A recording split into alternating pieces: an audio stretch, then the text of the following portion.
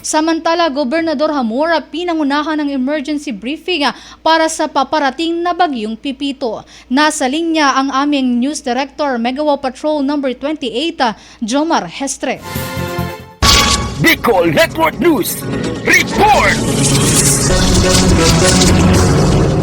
Pinangunahan ni Governor Edwin Buboy Amor ang isang emergency briefing kasama ang mga hepe ng iba't ibang departamento ng pamahalang palalawigan ng Sorsogon kaninang umaga Nobyembre 14, 2024. Ang pagpupulong ay nakatuon sa paghahanda laban sa mga posibleng banta at epekto ng paparating na bagyo na tatawaging Pipito. Kasama sa briefing ang mga pangunahing opisyal ng Provincial Social Welfare and Development Office o PSWDO at Sorsogon Provincial Disaster Risk Reduction and Management Office o SPDRRMO na personal na inabisuhan ni Governor Amor upang tiyakin ang kanilang kahandaan sa anumang agarang pagtugon na maaaring kailanganin. Samantala, dumating din si Regional Director Norman S. Laurio ng Department of Social Welfare and Development o DSWD Field Office 5 Bicol Region sa courtesy visit kay Governor Amor. Ang pagbisita ni R.D. Laurio ay bahagi ng patuloy na interagency coordination para sa mas mabilis at mas epektibong pagtugon sa pangailangan ng probinsya sa harap ng kalamidad. Sa kabilang dako, kinansila naman ang pasok sa lahat ng antas na pribado at pampublikong paaralan sa probinsya bukas batay sa inilabas na advisory ng SPDRRMO na permado ng gobernador. Ito'y upang matiyak ang kaligtasan ng mga estudyante at mga guro sa banta ng bagyo.